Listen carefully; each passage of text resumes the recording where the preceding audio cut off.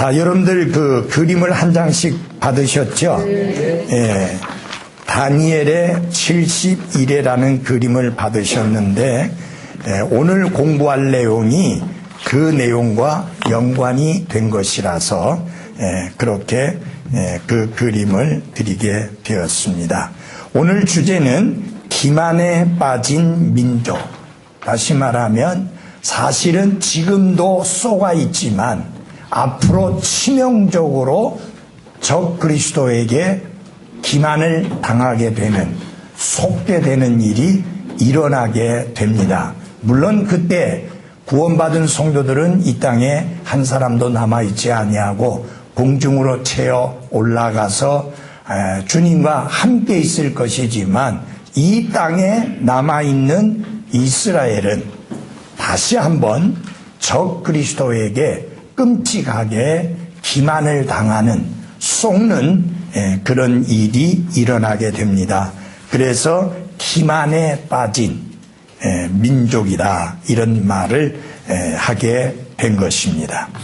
자, 이 다니엘서 9장을 찾아주십시오.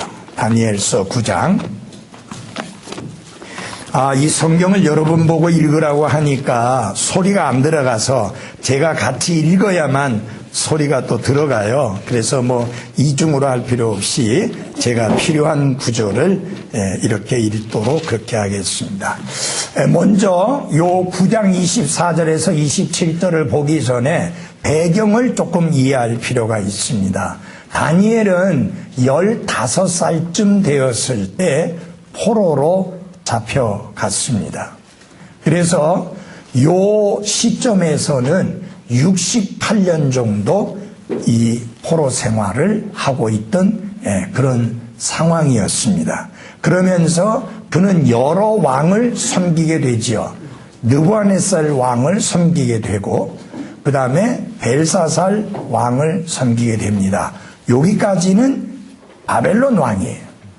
그 다음에 벨사살이 죽고 난 다음에 메데 페르시아 그 왕이 이제 쳐들어와서 점령을 하게 되죠. 그래서 아하수르 왕도 있고, 그 다음에 아하수르 왕의 아들이 다리오 왕인데, 이 다리오 왕까지 섬기게 되는 이런 상황이 벌어지게 된 겁니다. 자, 이 다니엘은 조금 답답했습니다. 68년이나 포로 생활을 했는데 도대체 언제 포로 생활이 끝날지 궁금해서 하나님 앞에 이 부분을 두고 물어보게 됩니다. 그러니까 하나님이 예레미야 대언자를 통해서 주신 말씀을 통해서 그들의 포로 생활이 70년이 되는 해에 끝나게 되리라 라는 말씀을 주게 됩니다. 자, 그래서 우리 다니엘서 9장 1절 보겠습니다. 메대 사람들의 시에 속한 아하수에로의 아들 다리오가 갈대아 사람들의 영토를 다스릴 왕으로 세워진 첫 해, 곧 그의 통치 제1년에 나 다니엘이 책들을 통하여 주의 말씀이 대언자 예레미야에게 임하사 알려주신 그 횟수를 깨닫되, 곧 그분께서 예루살렘이 황폐한 가운데 70년을 채우시리라는 것을 깨달으니라. 자, 이제 곧 이 포로 생활이 끝나게 될 것이라는 사실을 발견을 하고, 그 다음에 예레미야서를 통해서 그 사실을 알았다면 왜 그들이 포로로 잡혀오게 됐는가도 알게 되었죠. 여러분, 비록 이스라엘이 하나님 앞에 거역하고 범죄해서 악을 행함으로 말미암아 하나님께 크게 벌을 받게 될 때에도 영적인 지도자인 사람들은 항상 자기 자신의 죄를 자백하면서 백성들의 죄를 자백하는 그런 모습을 보입니다. 여러분들이 성경을 보시게 되면 항상 그렇게 합니다. 본인이 먼저 죄를 자백하면서 우리가 이 백성이 하나님 앞에 죄를 지었다라고 이렇게 철저하게 회개하는 모습을 보이는데 3절에 보시면 또 내가 금식하며 붉은 베옷을 입고 죄를 덮어 쓴 채 주 하나님을 향하여 내 얼굴을 고정하고 기도와 간구로 구하니라. 내가 주 내 하나님께 기도하고 타백하며 이르기를 오 주여 하나님을 사랑하고 하나님의 명령을 지키는 자들에게 언약을 지키시며 긍휼을 베푸시는 크고 두려우신 하나님이여 우리가 주의 훈계와 주의 판단의 법도를 버리고 떠남으로 죄를 짓고 불법을 행하며 사악하게 행하고 반역하였나이다. 그리고 주의 대언자들을 통해서 주의 이름으로 말씀을 했지만 말한 것에 귀를 기울이지 아니하였나이다. 그래서 7절에 보면 그들이 주를 대적하며 범법한 그들의 범법으로 인해 주께서 그들을 두루 그 나라들로 쫓아내셨나이다.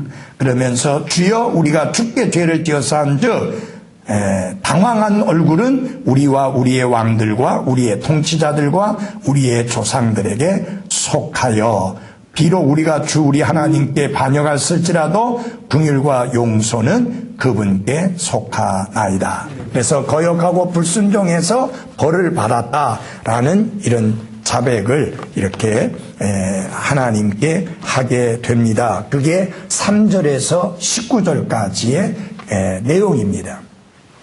그런데 우리가 구약시대에 보면요, 그들은 주로 이 안에 일어난 변화를 또 내 마음속에서 일어난 어떤 결과를 겉으로 드러난 외적인 행동을 통해서 표현을 했습니다. 예를 들어서 회개하게 될 때 우리는 뭐 회개하면서 옷을 찢는다든지 뭐 죄를 뒤집어 쓴다든지 아니면 베옷을 입는다든지 하지 않잖아요. 그런데 구약 시대에는 옷을 찢는다든지 베옷을 입는다든지 죄를 뒤집어 쓴다든지 이런 표현으로 그렇게 했습니다. 그런데 문제는 그런 외적인 표현은 잘했는데 마음 중심으로는 회개치 않은 경우들이 너무 많았어요. 그래서 하나님이 대언자들을 통해서 주신 말씀이 뭐예요? 너희의 옷을 찢지 말고 너희의 마음을 찢어라.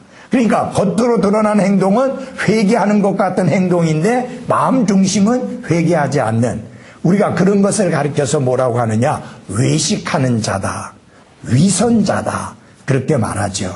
그런데 그것을 아주 뻔뻔하게 잘한 사람들이 신약시대에 누구냐? 바리새인들, 서기관들, 제사장들, 이렇게 종교 지도자들이 주로 그러했습니다. 그래서 그들은 길을 가다가도 기도 시간이 딱 됐으면은 시장 어기라 할지라도 수많은 사람이 보는 앞에서도 손을 들어 큰 소리로 기도했습니다. 왜? 기도 시간이기 때문에. 참, 그래서 예수님이 뭐라고 했느냐? 사람에게 보이려고 하지 마라. 골방에 들어가서 은밀한 중에 보시는 하나님께 기도해라. 그것은 기도 자체를 예수님이 반대한 게 아니라 사람에게 보이려고 기도하지 마라. 사람에게 보이려고 선을 행하지 마라. 이렇게 말씀을 하신 것이죠. 그래서 예수님께서 여러분 다 보세요. 세리와 죄인들에게 노하시지 않았어요. 불쌍히 여기셨고 심지어는 그들과 같이 식사도 하셨고 용서하시고 구원하시고 삭개오 같은 경우도 세리 아니에요? 구원해 주시고 구원이 이 집에 이르렀다라고 말씀하신 반면에 바리새인이나 서기관들이나 제사장들과 같이 외식하는 자들에 대해서는 예수님이 굉장히 엄중한 말씀으로 말씀하셨습니다. 회칠한 무덤과 같은 자다라고 하면서 계속 말씀하신 게 뭐예요? 화가 있을지어다.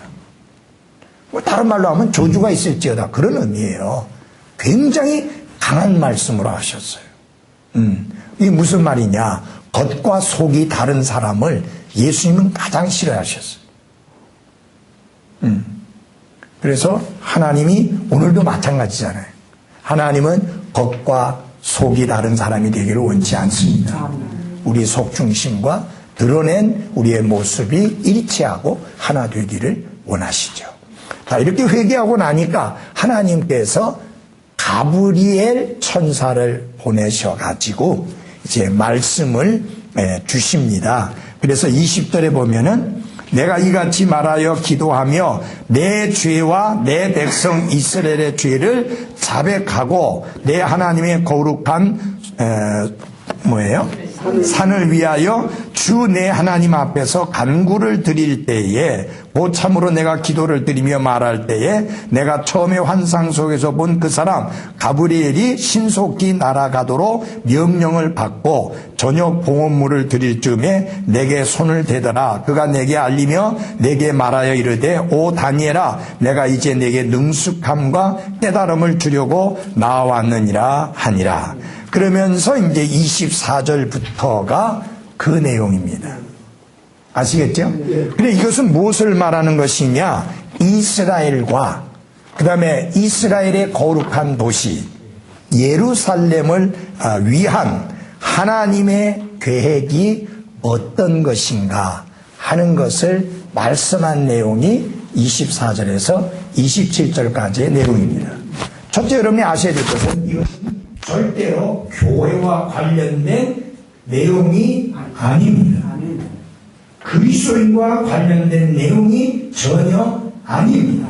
이것은 이스라엘과 이스라엘의 거룩한 도시 예루살렘과 관련된 하나님의 계획을 들려주신 것입니다. 자, 그러니까 이제 70년이 차면 이들이 포로 생활에서 놓여서 다시 예루살렘으로 돌아갈 것이다.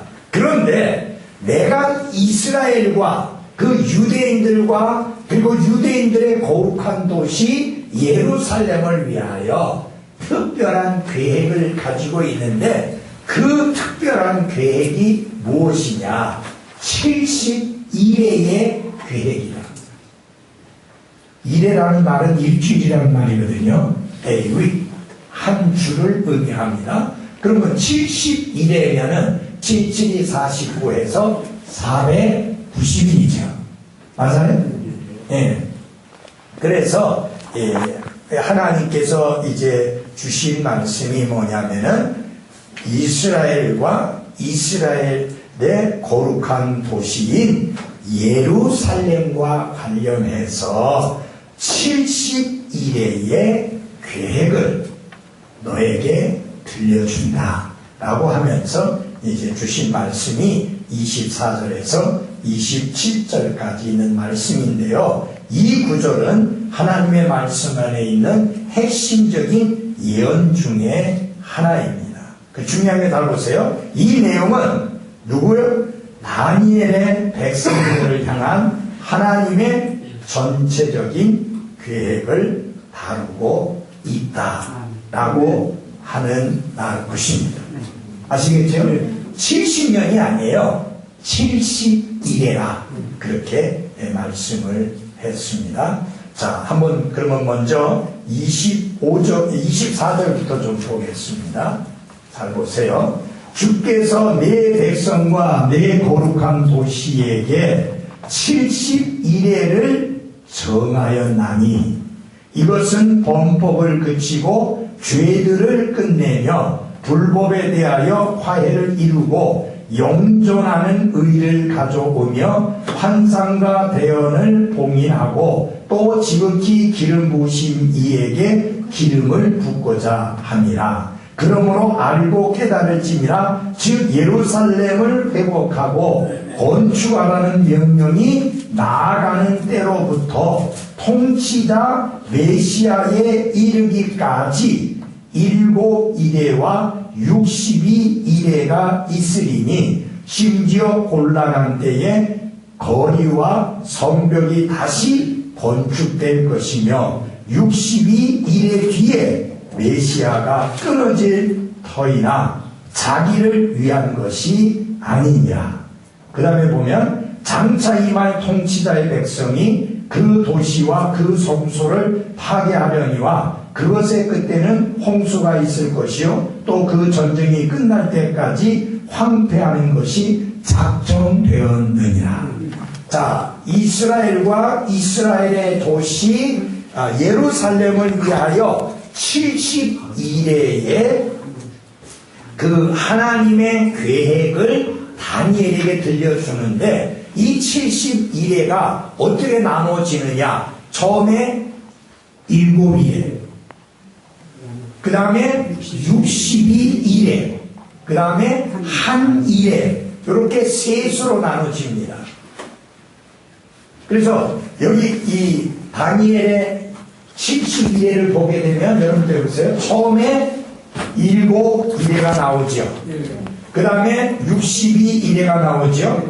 그리고 요 오른쪽 끝에 가보면은 7일회가 나옵니다. 그러니까 7일회가 아니라 한 일회가 나옵니다. 한 일회. 그래서 총 합하게 되면은 71회가 되죠. 이해하시겠어요? 네, 이렇게. 그리고 요것을 조금 이따 설명을 하고 우선 보겠습니다. 여기 보면은 25절에 무엇을 하고, 예루살렘을 뭐하고, 회복하고 건축하라고 하는 명령이 나아가는 때로부터. 요 명령이 주전 445년이라고 그렇게 되어 있죠. 그러니까 445년에 그 느헤미야서 2장에 예루살렘을 회복하라고 하는 명령이 떨어지게 되는데, 요 연도에 있어서는요 하나님마다 차이가 있어요. 그러니까 그건 중요한 게 아니고, 이제 그런 건 연도가 정확한 건 아니면 그건 중요한 게 아닙니다. 일단은 뭐냐면은 예루살렘을 다시 회복하라고 하는 명령이 떨어지게 되는데, 그 명령이 떨어지는 데부터 그 다음에 뭐예요? 그리스도께서 영존하는 무엇을? 의를 가져오시기까지 71회로 정했다라고 하는 것만 아시고, 그러면 이제 여기서 중요하게 여겨야 될 것은 뭐냐면은 예루살렘을 회복하려고 건축하라는 명령이 나아가는 때로부터 통치자 메시아에 이르기까지 7일회와 62일회, 즉 69일회가 있을 것이다. 그런 말씀을 했습니다. 그러니까 이렇게 보시면 돼요. 이것을 보면은 먼저 예루살렘을 회복하라 라는 명령이 떨어지고 나서 7일회가 지나게 됩니다. 그 다음에 62일회가 지나고 난 다음에 메시아 통치자가 끊어진다. 그 말은 죽는다는 말이에요. 그러니까 끊어지는데 자기로 인하여가 아니라, 그게 무슨 말이냐면 자기 죄로 인하여가 아니라 다른 사람의 죄로 인하여 십자가 위에서 죽게 된다. 그 말입니다. 이해하시겠어요? 네. 그러니까 이걸 잘 들어야 돼요. 7일회하고 62일회는 연달아 되는 거예요. 그런데 마지막 70번째 일회는 69일회 다음에 바로 연달아 이어지는 게 아닙니다. 그 사이에 무엇이 있느냐? 큰 간격이 있습니다. 그래서 요거를 주의 깊게 여러분이 보셔야 될 게, 구약시대의 대언자들이나 어느 누구도 요 간격을 보지를 못했어요. 그래서 여러분 그거를 생각해 보시면 돼요. 우리가 이렇게 산 정상이 있잖아요. 여기 대언자가 있는데 예수님이 천의 몸으로 탄생하시는 거 대언자들이 보았어요. 그 다음에 예수님이 재림하시는 거 대언자들이 보았어요. 근데 그 사이에 요 골짜기에 들어있는 교회는 못 보았어요. 아무도 못 보았어요. 볼 수 없는 게 하나님이 안 보여주셨어요. 왜냐하면 그것은 감추어진 비밀이었었기 때문에. 예수 그리스도께서 오셔서 교회를 시작하셨는데 구약시대에는 감추고 숨기셔서 알 수가 없었던 것입니다. 그래서 교회는 무슨 교회라? 신약교회라고 말하는 거예요. 구약에 없는 거예요. 전에 설명을 드렸죠. 구약에 뭐 광야교회라는 그런 내용이 여기 있는데, 그 교회라는 에클레시아라는 단어 자체의 의미가 따로 불러낸 무리라는 의미니까, 이스라엘을 이집트에서 따로 불러내서 하나님이 데리고 가나안 땅을 향해 가고 있으니 그들을 에클레시아라고 하는 불러낸 물이라는 의미의 그 단어를 쓰는 게 전혀 문제가 없다. 심지어는 다이아나 신전에서 예배를 자기네들 그 나름대로의 예배를 드리기 위해서 모인 그 사람들까지도 교회라는 단어를 썼어요. 심지어는 사도 바울 때를 죽이겠다고 모인 그 무리들을 가르쳐서도 교회라는 단어를 썼어요. 왜? 따로 불러냄을 받은 사람들이에요. 사도 바울 때를 잡아 죽이기로. 그러니까 교회라는 단어가 썼다고 해서 구약 시대에도 교회가 있었다라고 생각하면 안 돼요. 교회는 신약 시대에 있고 그 교회를 시작하신 분은 예수님이에요. 아멘. 그러니까 구약 시대에 있어요, 없어요? 없는 거예요. 자, 그런데 여기에서 우리가 보아야 될 것이 뭐냐면요, 26절에 보면 장차 이말 통치자라는 내용이 나오잖아요. 근데 이 장차 이말 통치자와 관련해서 우리가 보아야 될 것이 있는데 한번 잘 보십시오. 잡으려면 몇 가지가 필요합니다. 그런 지도자가 되려면 첫째, 세계적인 권력이 있어야 돼요.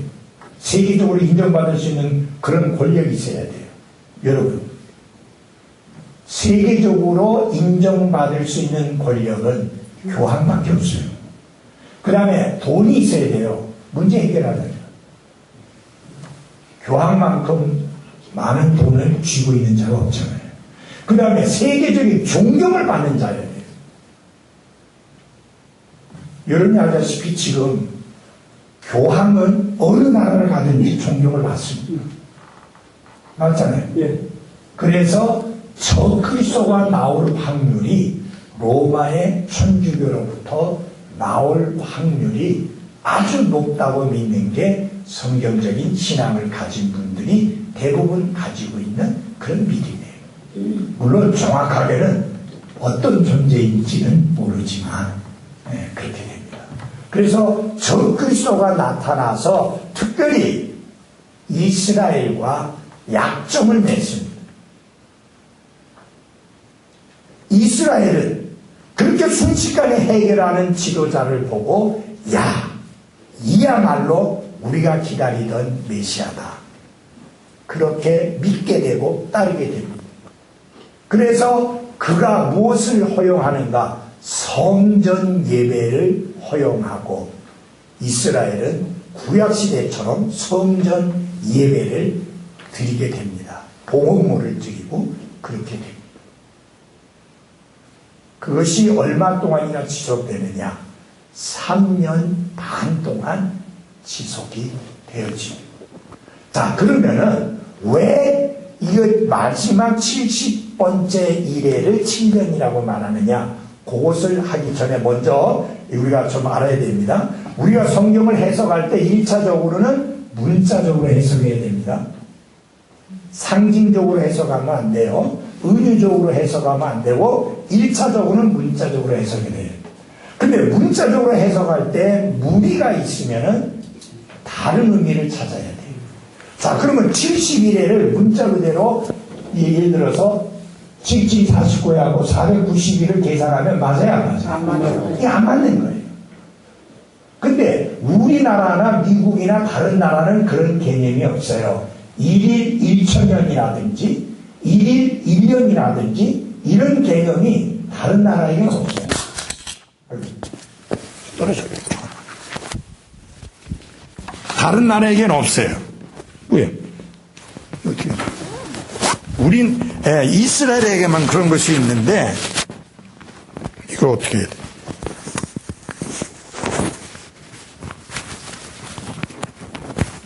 그래서 우리가 그런 의미를 한번 찾아보겠습니다. 다 같이 민수기 14장을 열어주십시오. 민수기 14장 34절.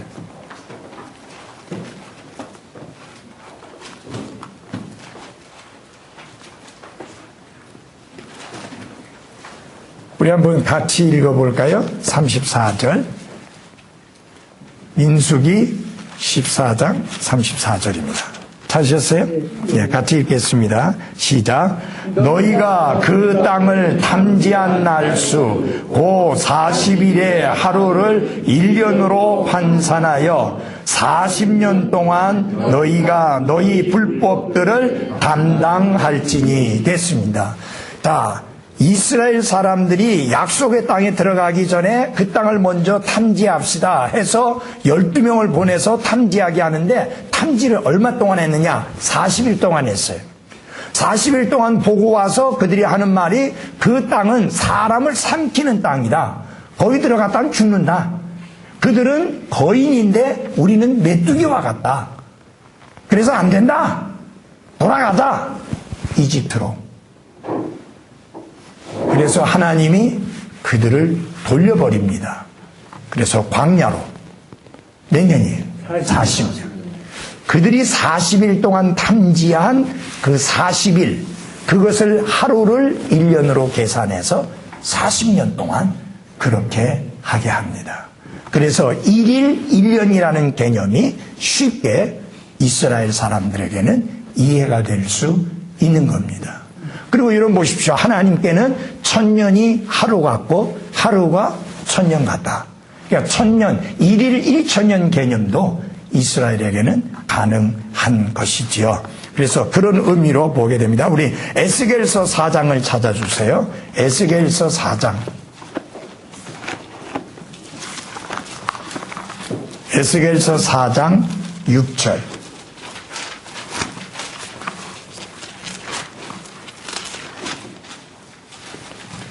거기 보면 4장 6절에 그것들을 채우거든 다시 네 오른쪽 옆구리로 누워 40일 동안 유다의 집에 불법을 담당하라. 내가 네게 각 날을 1년으로 정하였느니라. 분명히 이런 내용이 나오죠.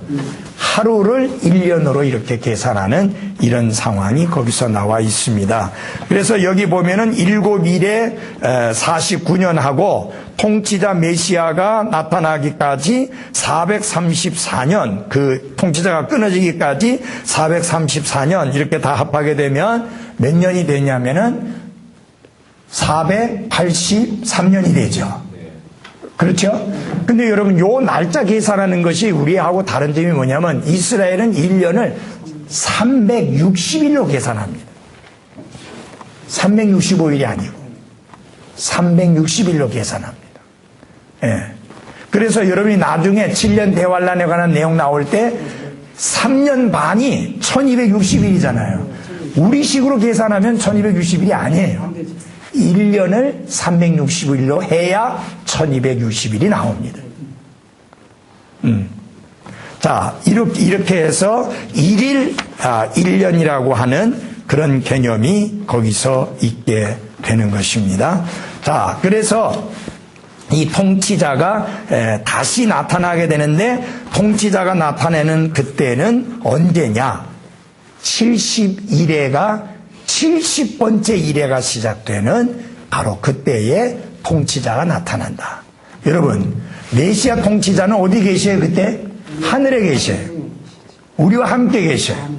그래서 그리스도인을 위한 보상의 심판이 있고, 그리고 그리스도인을 위한 어린 양의 혼인식이 있고, 이 땅에는 가짜 통치자, 거짓된 통치자, 즉 적그리스도가 유대인들과 약정을 맺고 그들로 하여금 성전 예배를 드리도록 허용을 하게 됩니다.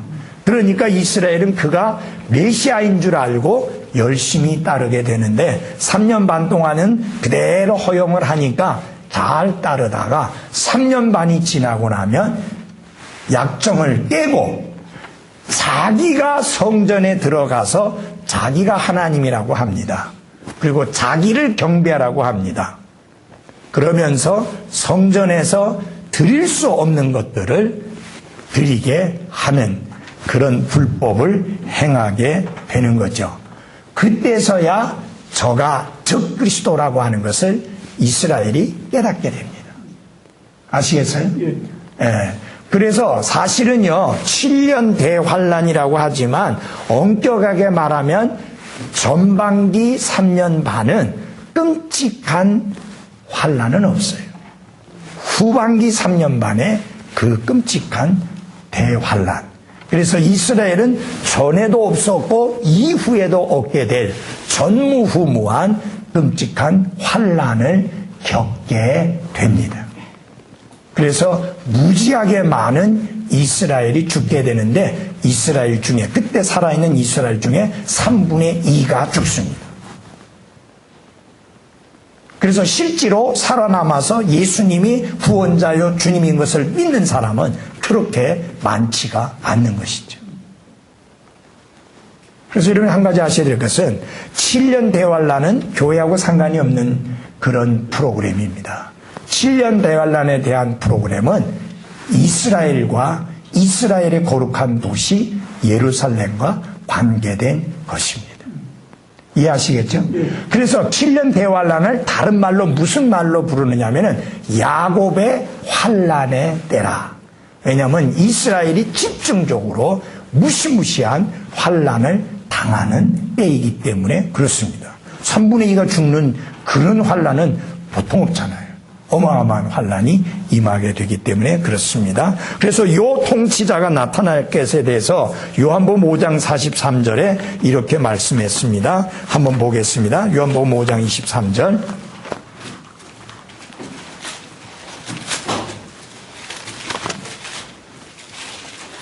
네, 43절 같이 읽겠습니다. 시작. 찾았어요? 잠깐만. 5장 43절 시작. 내가 내 아버지의 이름으로 왔는데 너희가 나를 받아들이지 아니하나 만일 다른 자가 자기 이름으로 오면 너희가 그를 받아들이리라. 예수님은 아버지의 이름으로 오셨어요. 그래서 예수님이 항상 강조한 것이 뭐예요? 아버지께서 나를 보내셨다. 그래서 자신이 아버지의 이름으로 이 땅에 오셨음을 밝혔는데 그렇게 말한 예수님은 저들이 받아들이지 아니했습니다. 그런데 앞으로 나타나게 될 적그리스도는 자기 이름으로 오는데 그때는 너희가 받아들이리라. 예. 그래서 결국 무엇을 말하는 거예요? 다른 자 적그리스도를 앞으로 이스라엘이 받아들이리라. 왜 받아들이는가? 기만된 속은 백성이기 때문에 그렇게 받아들이게 됩니다. 자, 요한일서 2장 18절에서 이 사람은 뭐라고 불리는지 봅시다. 요한일서 2장 18절.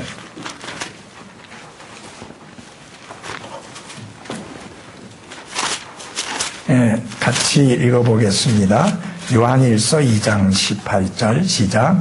어린 자녀들아 지금은 마지막 때니라. 저 그리스도가 오리라 한 말은 지금도 많은 저 그리스도가 있나니 이로써 지금이 마지막 때인 줄 우리가 아느니라. 여러분, 장차 나타나게 될 저 그리스도는 하나예요. 그리스도가 한 분인 것처럼 엔타이크라이스트, 그 적그리스도도 하나예요. 근데 여기 많은 적그리스도가 있다는 말은 어떤 의미로 말한 것이냐면 장차 나타나게 될 그 적그리스도를 염두에 두고 한 게 아니라 예수 그리스도에 대하여 대적하는 모든 사람들을 가리켜서 적그리스도라고 했어요. 그러니까 엄밀히 따지면 지금 예수 그리스도를 부인하고 거절하고 거부하는 사람들 다 적그리스도예요. 왜냐하면 예수님께 대하여 적대시하니까. 그러나 예수 그리스도를 가장해서 나타나는 장차 나타날 통치자, 그는 하나입니다. 엔타이크라스트, 그건 하나예요. 아시겠죠? 예, 그런 것을, 그래서 그 장차 나타날 통치자는 적그리스도라 불린다. 장차 임할 통치자는 가짜 메시아가 될 것입니다. 둘의 유사점을 보십시오. 우리 요한계시록 6장 2절, 이거 아주 상당히 중요한 의미를 갖고 있는 말씀인데요. 요한계시록 6장 2절.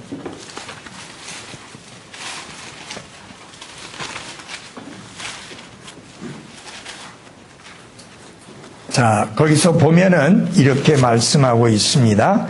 이에 내가 보니 보라 흰 말이라 그 위에 탄 자가 활을 가졌고 관을 받음에 그가 나아가서 정복하고 또 정복하려 하더라. 무슨 말을 탔어요? 흰 말을 탔어요. 흰 말을 탔어요. 정복도 했고 또 정복하려고 한다. 그렇게 이야기하고 있습니다. 활을 가지고 있다. 근데 여러분 특징은 화살이 없어요. 활을 가지고 있는데 화살은 없어요. 자, 흰말을 탄 자예요. 그 다음에 또 흰말을 탄 분이 나옵니다. 19장 11절에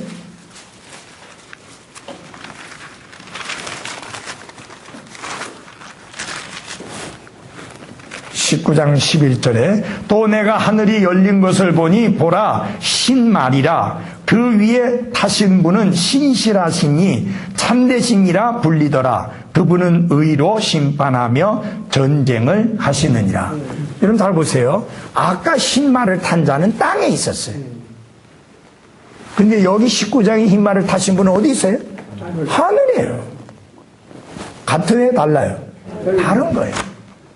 제가 그 학생 때 그 누가 요한계시록을 시원하게 잘 풀어주는 그런 집회를 한다고 막 다른 사람이 꼬여가지고 한번 따라가 봤어요. 그랬는데 무슨 내용을 하느냐? 성경은 성경으로 풀어야 합니다. 그러면서 여기 흰말 탄 자, 요한계시록의 흰말 탄 자가 누구냐? 6장을 읽고 난 다음에 19장을 읽더니 이분이 누구냐?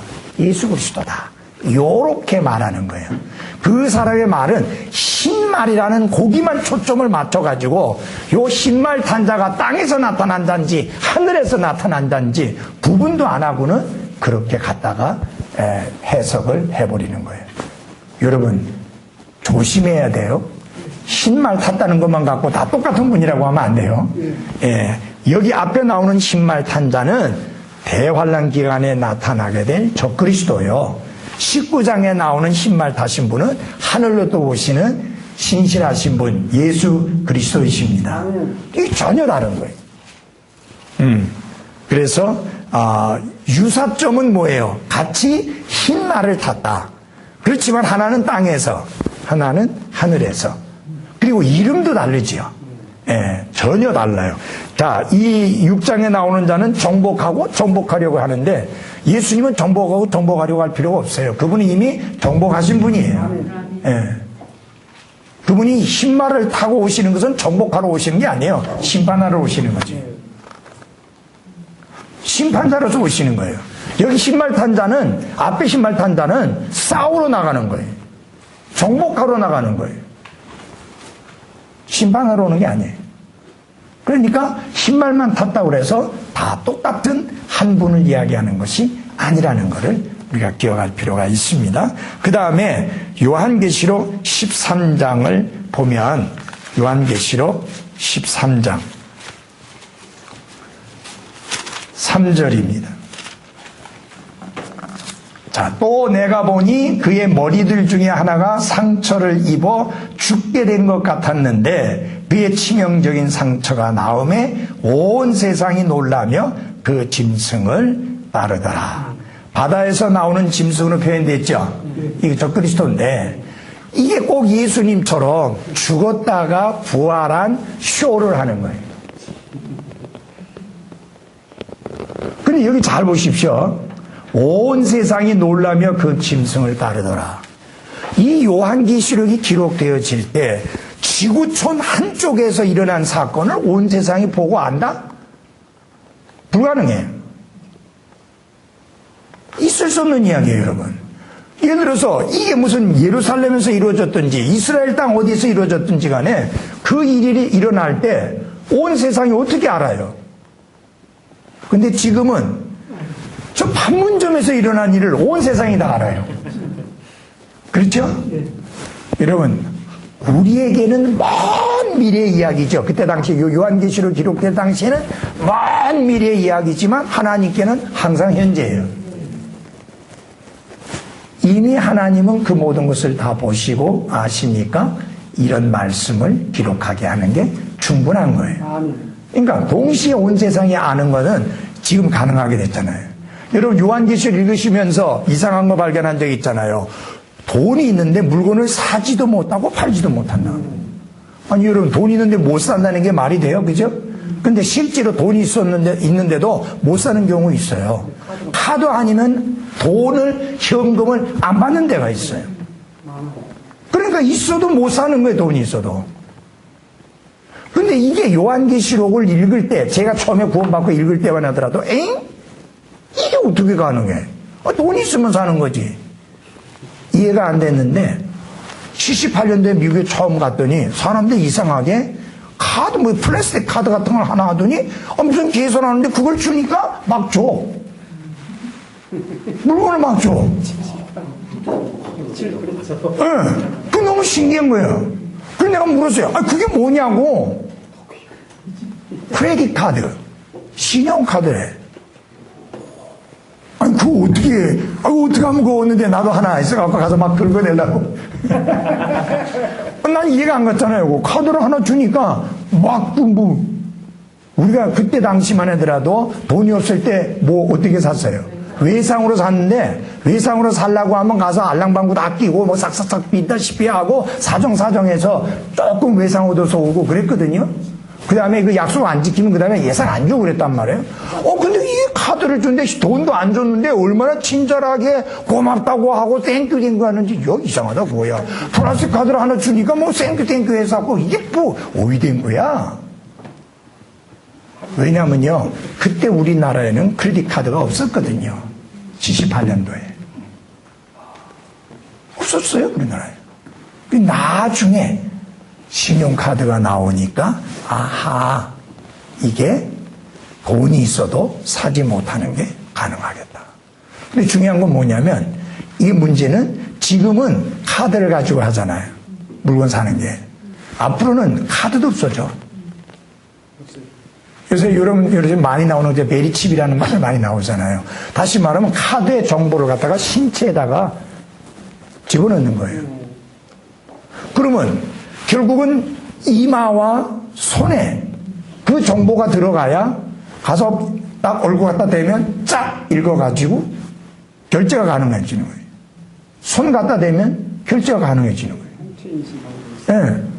그런데 적그리스도의 표를 이마와 손에 받아야 되는데 그걸 못 받으면 파는 것도 안 되고 사는 것도 안 되고. 우리는 이것이 현실로 그대로 일어날 수 있다고 하는 사실을 지금 보고 있는 거잖아요. 여러분, 적그리스도가 전 세계 모든 사람의 정보를 하나로 가지고 있는 거 문제가 없죠. 다 들어가 있으니까. 그러니까 세계를 통제하는데 여러분이 알다시피 정보가 대리잖아요. 그걸 누가 쥐고 있느냐? 적그리스도가 쥐고 있어서 다 통제하고 다스리게 되는 거죠. 그래서 하나님의 말씀이 기록될 당시에는 이 말씀을 기록하면서도 그들은 무슨 말인지를 몰랐어요. 근데 지금 이 21세기에 사는 우리는 그런 것들을 충분히 다 이해할 수 있는 시대에 살고 있으면서도 안 믿는다고 하는 것이 그들의 죄가 더 크지 않느냐. 예. 또 우리에게 있어서는 믿는 우리로서는 더 감사한 거예요. 모든 것이 밝히 드러난 가운데 믿음을 가지니 도리어 우리는 믿는 자로서는 감사한 거죠. 예. 자, 그 다음에 이게 치명적인 상처를 입지만 다시 살아날 것이다. 그러니까 내가 그리스도다라고 말할 때 사람들이 믿기가 쉽잖아요. 예. 그러니까 그것도 흉내내는 거죠. 예. 그 다음에 땅에 거하는 모든 자들 고 세상의 창건 이후로 죽임을 당한 어린 양의 생명책에 이름이 기록되지 않은 자들이 그에게 경배하리라. 누구에게 경배하리라? 저 그리스도에게 경배하리라. 여러분 마태복음 14장 33절을 보게 되면 제자들이 그리스도께 경배를 했습니다. 그러니까 참된 그리스도에게 경배를 하듯이 저 그리스도에게 경배를 하리라. 그러니까 저 그리스도가 경배를 받는 거예요. 똑같이 그리스도처럼 행동하지만 가짜죠. 그 다음에 요한계시록 13장 12절 이하에 보면은 그가 첫째 짐승 앞에서 첫째 짐승의 모든 권능을 행사하고 또 땅과 그 안에 거하는 자들로 하여금 첫째 짐승 곧 치명적인 상처가 나온 자에게 경배하게 하니라. 그래서 이게 거짓 대언자들이 나타나서 적그리스도에게 경배를 하도록 하는 거예요. 이 거짓 대언자가 하는 짓이 성령 하나님이 하는 짓과 같은 그런 걸 하는 거예요. 여러분, 성령님이 오셔서 누구를 증언해요? 예수 그리스도를 증언하잖아요. 그것처럼 거짓 대언자들을 통해서 적그리스도를 이렇게 높이도록 하는 그것을 하게 됩니다. 그리스도처럼 그 짐승도 거짓 대언자를 통해서 큰 무엇을 행할 것이에요? 이적들을 행할 것입니다. 예수님이 이 땅에 계신 동안에 많은 이적들을 행하셨잖아요. 그것처럼 적그리스도도 거짓 대언자들을 통해서 많은 이적들을 행할 것이다.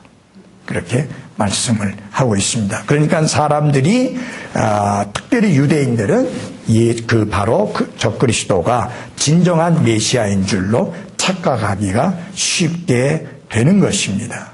자, 그 다음에 마태복음 24장 24절에요. 마태복음 24장 24절. 예, 같이 읽어볼까요? 마태복음 24장 24절입니다. 같이 읽겠습니다. 시작. 거짓 그리스도들과 거짓 대언자들이 일어나 큰 표적들과 이적들을 보여 할 수만 있으면 바로 그 선택받은 자들을 속이리라. 어떻게?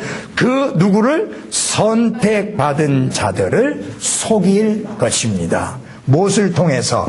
많은 표적과 이적들을 통해서 속이리라. 그렇게 말씀을 했어요. 그래서 유대인들이 속게 될 것입니다.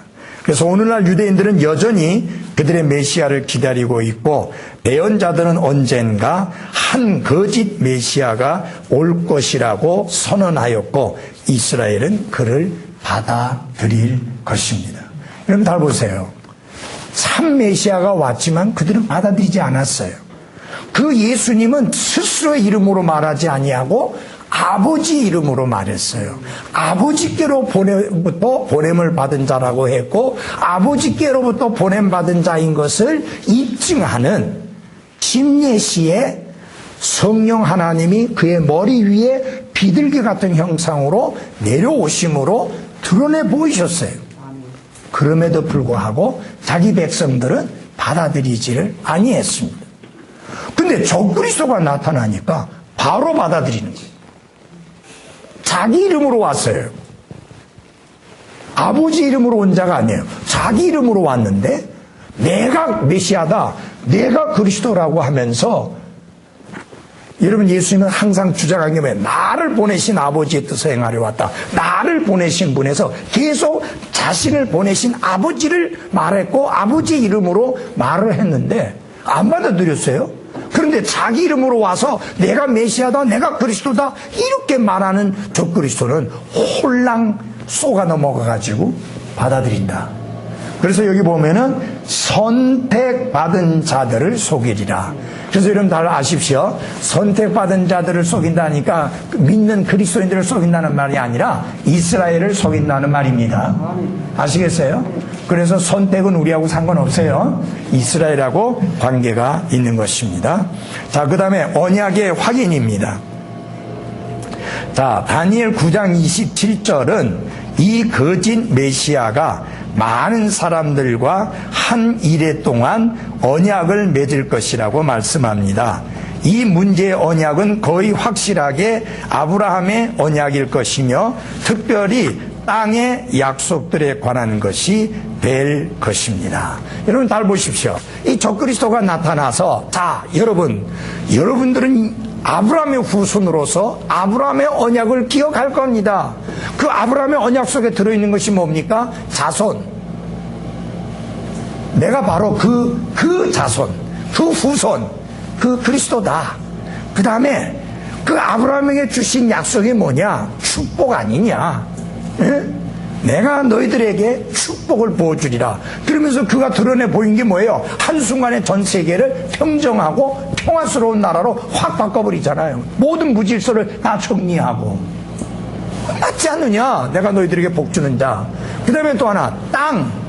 제가 볼 때 적그리스도가 완전히 아브라함에게 약속하신 그 영토를 이스라엘이 온전히 소유할 수 있도록 쫙 풀어줄 거예요. 너희들 아브라함의 언약 기억 안 나느냐? 땅에 관한 약속. 이제까지 그 땅을 소유한 적이 없다. 내가 바로 그 언약을 이루는 자로서 왔다. 내가 그 땅을 너희들에게 주겠다. 그래서 나머지 싹 밀어내고, 이런 달 보십시오. 세계적인 지도자 그가 밀어내면 지금은 아랍 제국도 안 밀려나갔고 버티고 있지만 다 밀려나는 거예요.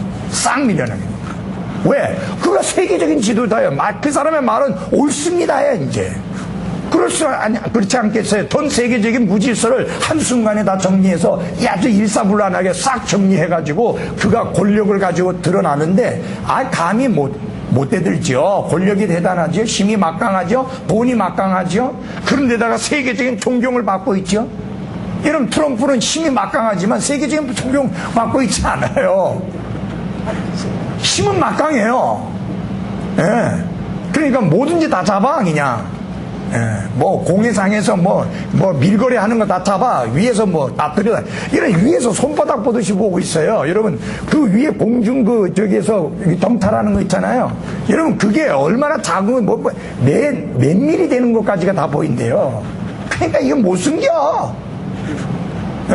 그리고 굉장히 막강한 힘 가지고 있고 굉장한 재력도 가지고 있지만 세계적인 존경은 못 받아. 그래서 내가 아무리 봐도 트럼프는 적그리스도가 아니야. 예. 성경도 구약 성경을 많이 알아야 되겠네요. 그리스도가 아브라함 언약 같은 거. 그러니까요. 아니, 당연히 예수 그리스도를 흉내내면서 나타나게 될 적그리스도라고 하면 예수 그리스도의 버금가는 지식, 버금가는 능력, 버금가는 힘, 버금가는 많은 것을 가지고 있을 거 아닙니까? 그러니까 완전히 죽은 줄 알았는데 뻘떡 일어나질 않나. 그죠? 그래야지 사람들이 믿을 거 아니에요.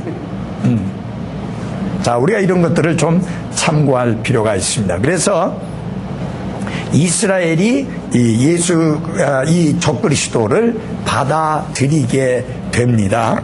그래서 여러분 참고로 알아야 될 것은 무슨 문제가 나오느냐면은 여기 홍수가 나오죠. 아까 다시 다니엘서로 돌아가서 9장 26절에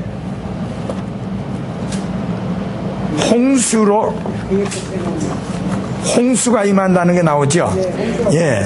그래서 그 홍수에 관한 부분을 한번 좀 보면 요한계시록에도 그 홍수에 관한 내용이 나오거든요. 예. 그래서 한번 좀 보겠습니다. 요한계시록. 우선 저 다니엘서 9장 27절을 좀 누가 조금 큰 소리로 좀 읽으세요. 그가 많은 사람과 한 이래 동안 언약을 확정하리니 그가 그 일의 한 중간에 희생물과 봉헌물을 그치게 하며 또 가증한 것들로 뒤덮기 위하여 심지어 완전히 끝날 때까지 그것을 황폐하게 할 것이요 작정된 그것이 그 황폐한 곳에 쏟아지리라 하니라. 예, 그 홍수가 온다는 것은 6절에 있죠. 6절에 그죠? 예, 홍수가 있을 것이라는데 우리 잠깐 요한계시록 12장을 보십시오. 요한계시록 12장.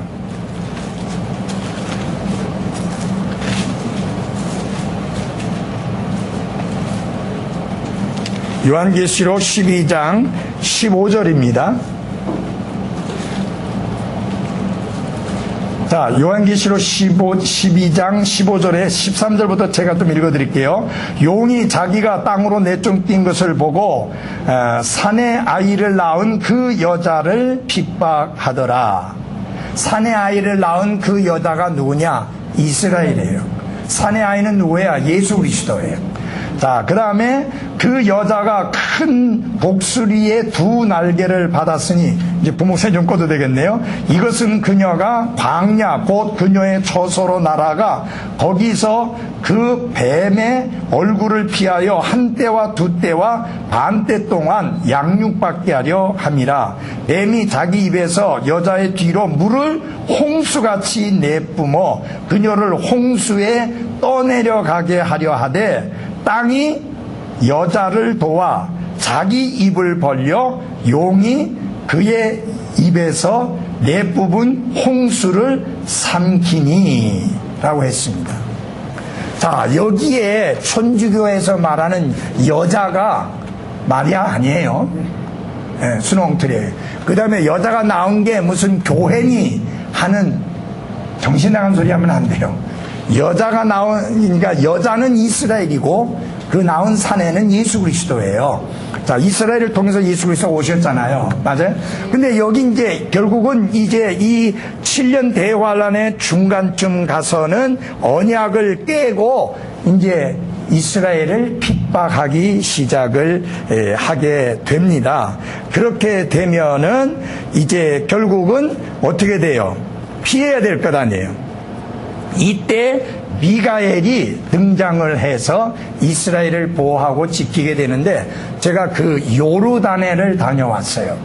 그 요르단에 거기 특별한 계곡이 있는데, 그 계곡은 아무리 많은 물을 쏟아 부어도 다 삼켜버려요. 그래서 많은 신학자들이 그곳을 이야기하고 있습니다. 그 요르단의 그 땅, 거기에 이스라엘이 피할 것이다 라는 말을 합니다. 그 지형이 아주 특수하게 생겨서 아무리 많은 홍수가 나도 땅이 다 그것을 흡수해버려서 전혀 문제가 되지 않는다 라는 말을 하는 분도 있습니다. 근데 뭐 그거는 하나님이 장차 어느 곳으로 그들을 데려다가 지키고 보호하실지는 하나님께서 하실 일이니까 그것은 알 수 없죠. 여기 7절에 보면 하늘에 전쟁이 있더라. 12장 7절에 미가엘과 그의 천사들이 용과 싸움에 용과 그 천사들도 싸우나 이기지 못하고 또 하늘에서 자기들의 저소를 더 이상 찾지 못하더라. 그 큰 용, 즉 저 옛뱀 곧 마귀라고도 하고 사탄이라고도 하며 온 세상을 속이는 자가 내쫓겼더라. 그가 땅으로 내쫓기니 그가 그의 천사들도 그와 함께 내쫓으니라. 그가 화가 나가고 쫓겨와가지고 말하자면은 이제 이스라엘을 핍박을 하게 되는데, 하나님께서 그 이스라엘을 특별한 방법으로 보호를 하게 될 것이라고 하는 그런 말씀입니다. 그래서 우리가 이 모든 것을 볼 때 하나님은 정확하게 하나님이 하시고자 하시는 그 일을 확실하게 이루어 가시는 하나님인 것을 볼 수 있고, 그 말씀대로 장차 모든 것이 이루어지게 될 것입니다. 자, 그래서 나중에 여기 뭡니까? 이스라엘이 결국은 자기들 조상이 십자가에 못 박아 죽인 그분이 바로 그들의 메시아라는 사실을 믿고 받아들여서 구원받게 됩니다. 자, 그런데 이 적그리스도가 나타날 때 전 세계가 이 구원자를 경배할 것입니다. 그는 세계의 전국 속으로 나아갈 것이며 거짓 천년왕국을 시작할 것입니다. 그때의 사람들은 평안이 없는데도 평안하다 할 것입니다. 자, 여러분, 이 적그리스도의 특징이 뭐냐? 모든 것을 다 예수 그리스도를 흉내내는 그것이 적그리스도의 특징입니다.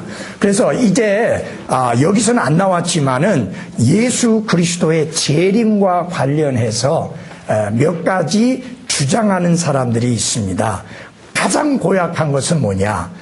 예수 그리스도가 공중에 먼저 오셔서 구원받은 성도들을 공중으로 채워 올라간다고 하는 것을 안 믿는 사람들이에요. 그래서 그들은 뭐라고 말하느냐? 교회가 환난을 어떻게 통과한다. 그래서 끝까지 견디는 자가 구원을 받는다. 그 끝은 세상 끝을 말하는 건데, 교회가 올 때가, 교회가 들림받을 때가 세상 끝이 아니에요. 7년 대환란이 끝날 때가 세상 끝입니다. 자, 교회가 환란을 통과한다라고 가르치는 자들이에요. 장로의 대부분이 그걸 가르칩니다. 그래서 그들이 구원의 확신을 가질 수가 없어요. 왜냐하면 성경을 보니까 끔찍한 환란 때가 되거든요. 지금 편안할 때도 못 믿는데 그 끔찍한 환란을 당하게 되면은 자기가 그 신앙을 과연 지켜갈 수 있을 것이냐라는 생각을 해볼 때 자신이 없는 거예요. 그러니까 구원을 확신하지 못하는 거예요. 왜 그래요? 행위에 의한 구원에 의존하니까 구원을 확신할 수 없습니다. 그러나 여러분, 우리는 행위로는 도저히 불감당입니다. 우리는 오직 은혜로 믿음을 통해서 구원받았습니다. 오직 은혜로 믿음을 통해서만 구원받습니다. 다른 길은 없습니다. 그래서 제일 고약한 것은 대환란을 통과한다는 것입니다. 또 하나는 뭐냐? 들림을 받기는 받는데 공중으로 채워 올라가기는 올라가는데 중간에, 그래서 midweek tribulation theory라고 해갖고 중간 환란 휴거설입니다. 환란 중간에 들림을 받는다. 즉 다시 말하면 전반기 3년 반 동안에는 극심한 환란이 없으니까 그것만 살짝 통과하고 극심한 환란이 오기 전에 들림을 받는다. 그렇게 이제 가르치는 사람들입니다. 그 다음에 성경적으로 믿는 사람들은 대환란이 오기 이전에, 7년 대환란이 오기 이전에 공중으로 채워 올라간다. 아멘. 다시 말하면 다니엘의 70번째 이래가 시작하기 전에 들림을 받는다, 그 말입니다. 그게 우리의 신앙이에요. 그래서 여기 보면 이렇게 있죠? 여기 교회에 휴거 해갖고 화살표 공중으로 돼 있죠? 요 그림에. 보셨어요? 그리고 다니엘의 70번째 일의 프로그램이 진행이 되어지는 것입니다. 이 프로그램이 진행되어지는 동안에 여러분과 저는 이 땅에 있지 않냐고 하늘에 있습니다. 우리 좀 참고로 보겠습니다. 요한계시록을 찾아보십시오. 요한계시록 4장.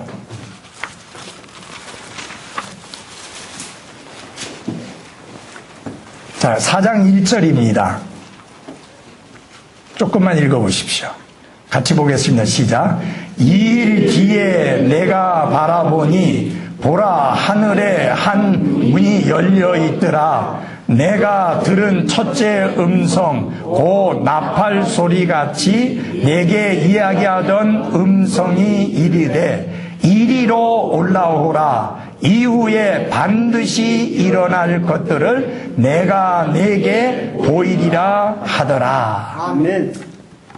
이리로 올라오라. 여러분, 요한계시록을 제가 요약해서 말씀드릴게요.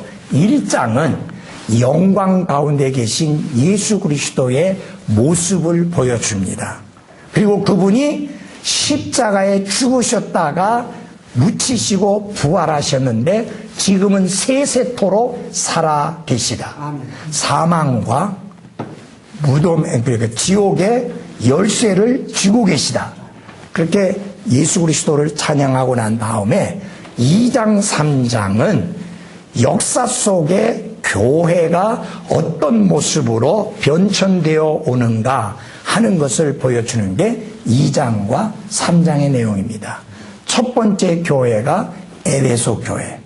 그 에베소 교회의 특징을 가지고 있었던 교회 시대가 있었습니다. 그러면 이 에베소 교회의 특징이 뭐냐면 예수님께서 가르치신 말씀의 교리를 엄청 철저하게 가르쳤거든요. 그러니까 교리적으로는 반듯한 거예요. 근데 뭐가 식어버렸느냐?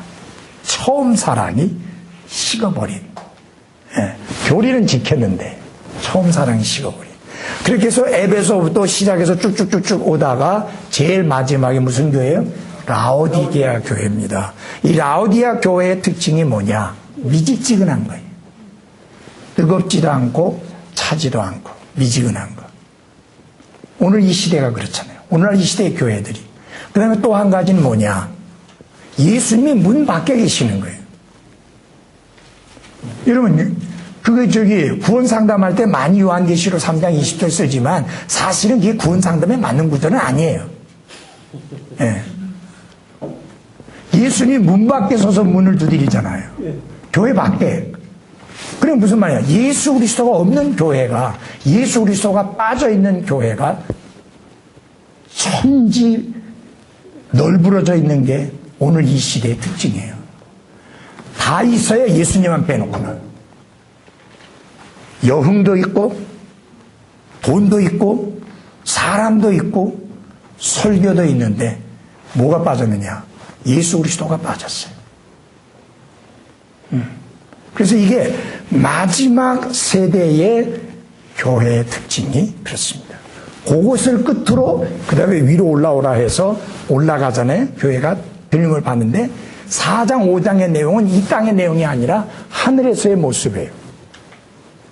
그리고 6장부터 19장까지가 대환란과 관련된 내용입니다.